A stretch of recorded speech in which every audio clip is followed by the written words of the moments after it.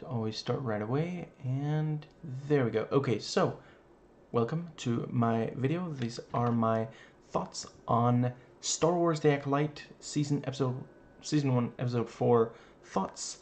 This episode is called Day. Another episode I love, though I appreciate not everybody feels that way about this one, including some people who did like the first three. Yeah, spoilers for everything Star Wars leading up to and including this episode. This episode is rated TV-14, so will this video be? Let's dive right in. So, yeah, I quite appreciated... I continue to really like... I think they pronounce it Kimir. Because there's this... I can't help but wonder if it's an act. I guess it might just be the MCU style joke, which again, not my favorite part of the MCU. Do overall love the MCU, but this thing of like, because he like almost trips over the thing as he and May are leaving, but then he also, there's this slightly sinister thing, and he will ask these very pointed questions. You know, just yeah, I really appreciate his character. Yeah. We didn't get a lot out of Kelnaka. Oh, that's right. Yeah, he's played by... I'm going to butcher this guy's name. I'm sorry, dude. Junas Suotamo. Suotamo. Sorry. You know, who also plays... He took over for Peter Mayhew as playing Chewbacca. And, you know, yeah, for years now... Fantastic job. He really nails the body language of holy crap, I can't believe I'm blanking on the holy crap. Okay, Wookiees. There it is. Yeah. You know, he plays the Jedi Wookiee or Jabberwocky, and yeah, he's still great. I really like the brief glimpse of his home. It felt very much like what a Wookiee would like. You know, there's water inside the house, and he's like making, you know, this grass stew thing. It's a delicacy, okay? It doesn't mean he's from the Moss planet, and the yeah, you know, essentially. Yeah, I don't know. Soul must really have plot armor because, like, the other ones, May is just wading through. Okay, to be fair, Trinity did put up quite the fight. Let's see. Oh, right. I meant to open this video with apologies for this being, like, slightly over a week late. Would have gotten to it sooner for those meddling kids, by which I, of course, mean my physical pain. And also somehow in my video on episode 3, I somehow managed to not bring up that this coven is apparently like lesbian or something. You know, like there are no men there, which, you know, makes the fact that you have this masculine police force that, you know, not all Jedi are like police-like military, you know, type, you know, but and yeah, aggressive and masculine, but the prequel era ones, which this is closer to prequel than the original trilogy, yeah, there's some of that going on, you know. Sure, Qui-Gon will say, we can't fight a war for you, but that is what ends up happening.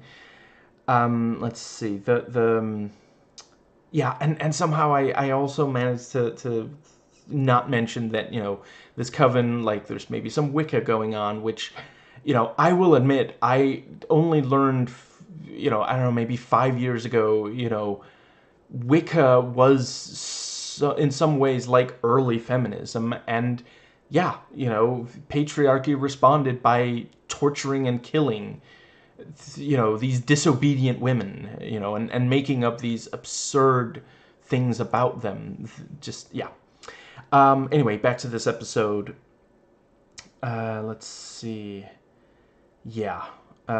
Right, just briefly gonna point out, apparently, according to, like, interview, Daphne Keen's character, Jackie, apparently, you know, they're at the end, when everybody ignites their lightsabers and they're, like, running, you know, apparently she, like, tripped and fell over, and apparently it happened over and over again. And Charlie Barnett, who plays Yord, was, giving her a hard time. She was taking it pretty well, going along with it. And, I don't know if at any point she, like, made herself into a ball and made a little bit of, traveled a little bit, in which case she would be J.K. Rowling.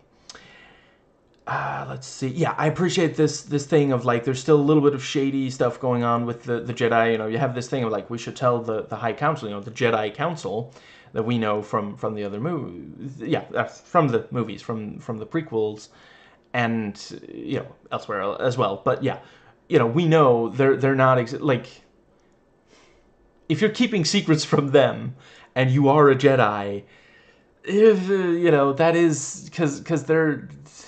they make some mistakes, sure, but, they're not like this massively corrupted thing, But yeah, you have this thing of they would be obligated to tell what did they say, the Senate, the Republic, yeah, something, and yeah, so they're still keeping it internal. I just want one of the characters to the one character who's like, we gotta tell the Jedi Council. I just want another character to be like, okay, we get it. You really want to meet Yoda. Okay, just drop it. Not gonna happen. Let's see. Right, very cool to see, Ki-Adi-Mundi. Dude still needs to put some pants on that thing. It's, there are 14-year-olds watching, but yeah, you have what's the word? Right, there was this one Jedi who had, like, an Odo looking face, like from Star Trek Deep Space Nine. Awesome.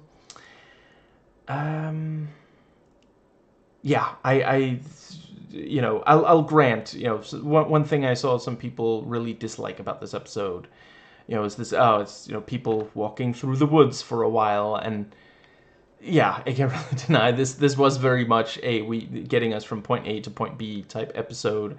Not very much happened. Let's see, but this thing of, May is getting closer and closer, and the Jedi are very close to her. And also this thing of Bazir, not the species name, the actual creature's name, and Yor does understand what it says. This thing of, this has been a theme in Star Wars since the very start. Just because someone is small or unusual or something, that doesn't mean you should treat them any lesser. Like, Pip kind of freaks out and sprays it, and Osha immediately apologizes. Let's see. I think that... Oh, right, one thing I definitely want to say about Kelnaka.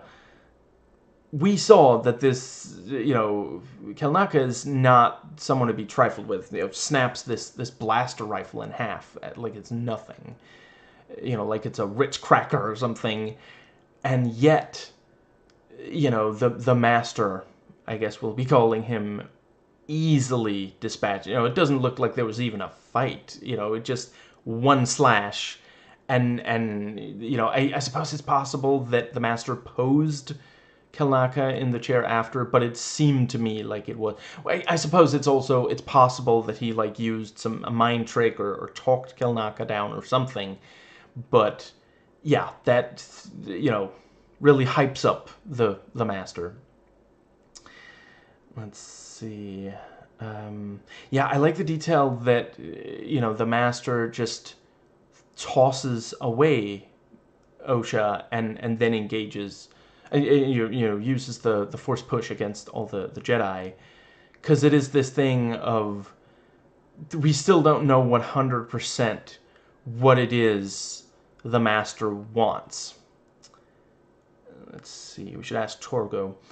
And let's see, I feel like there was at least one other thing. A couple of good conversations over the course of the episode between various characters. I will say, before Yord says we better catch up, I was thinking, okay, if you're going to stand still while everyone else moves, eventually there's going to be a lot of distance. This is going to be like that one Fast and the Furious movie that I hear has like an absurdly long runway for a plane to take off because stuff keeps happening without the plane taking off. I swear there was some other... Let's see. Right, I like the little translator gadget thing of, you know... Yeah, that felt like a real thing. You know, I'm slightly mixed on the universal translator of Star Trek and apparently also, like, at least some of the MCU, like Guardians of the Galaxy... Because, you know, but the idea that, you know, you hold up a thing, you say what you, and then, you know, yeah, it gets translated. You know, we have stuff like that in the real world now. You know, one person says something into a thing, and the audio is translated for the benefit of the other person. I appreciate the universal translator. You know, it makes things convenient for storytelling. We don't constantly have people talking different languages, but then every so often they still do have someone speak an alien language. And also, just as someone who loves language, the idea that you can just easily, you know, you just say what you want to say in your language, and the other person just understands it verbatim. That's just really, like, language is so fascinating. And the idea that it's just a one-to-one, you can just easily, like, it always makes me wonder if the people who write these things have actually had a conversation with someone who didn't quite speak the same language. You know, I have, and yeah, like every so often there's a, wait, does that mean, oh, like this, and you know, it's just, yeah.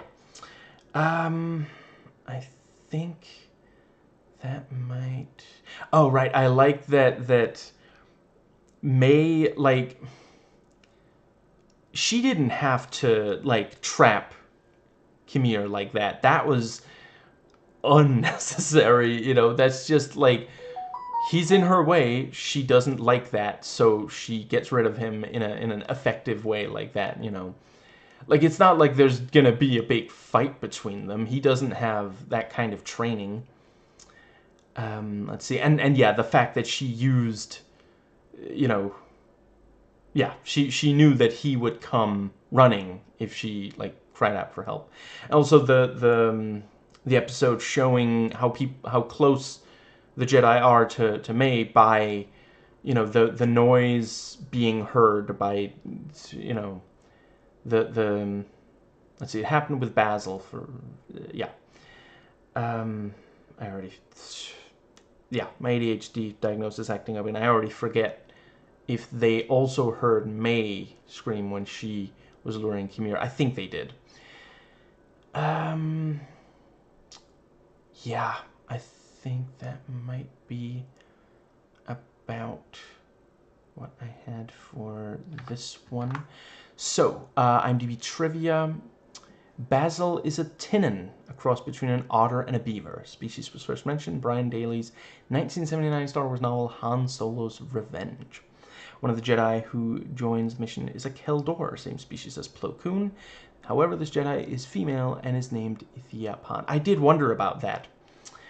Let's see. Yeah, Master Kiani Mundi is credited as being on the small council that meets to discuss the possible Splinter Jedi cell. That is Sam Fisher with a lightsaber. Come on, that's a gimme. You gotta deliver that for us. This is a significant update to lore for a couple of reasons. For one, Ki-Adi in Legends canon was listed as born in 93 BBY. Since this show takes place in 132 BBY, he would have to be born significantly earlier. It is also unknown how long Ki-Adi's race Syrians live for, so it is plausible he lives more than 100 years. But most significantly, Ki-Adi says, upon the appearance of Darth Maul in The Phantom Menace, impossible the Sith have been extant for a millennium. This means either his knowledge of the following events of the series will stop at this convenient meeting, or the enemy encountered by Zol and the other Jedi is, however unlikely, not a Sith. That's something I definitely also will say. I am really looking forward to finding out, you know, yeah, more about the Master, because it really does... Yeah, he doesn't have to be a Sith just because he's wielding a red lightsaber, and has force abilities. There might be other, so yeah. This kind of world building, really, really into it. As ridiculous as this might sound, I might not get to the next episode this week. I'll try to make it early next week, like hopefully Monday or Tuesday or something like. Probably Tuesday, probably more likely. But yeah, really enjoying it so far. We're halfway through. Yeah, I wonder how much longer they're gonna keep us in the dark about the Master. Let's see. I feel like there's one more thing. Right, I did like the detail that this, where Kalnaka is now, even bounty hunters fear to tread. And I think... right, the thing about, like, Osha is going to at first she doesn't want to be part of the mission to go after May. And May realizing, Osha being alive changes everything. I really appreciate... I've always... Some of them are still well written, but I find it silly, some of these stories where it's like, this evil character is evil because of the death of this person close to them, and then they find out, oh, this person is still alive, and they're like, yeah, well, I mean, I'm evil, so I'm just gonna keep doing what I was doing. And it's like, then why did the writers even bother to bring back the... I guess just to underline, oh, they're that evil, but it just... At least have them, have it give them pause, and maybe have something else push them into still doing evil or something. But yeah, hope you enjoyed watching, as I enjoyed watching and recording, and I will catch you next time. Nobody cared about the Master until he put on the mask.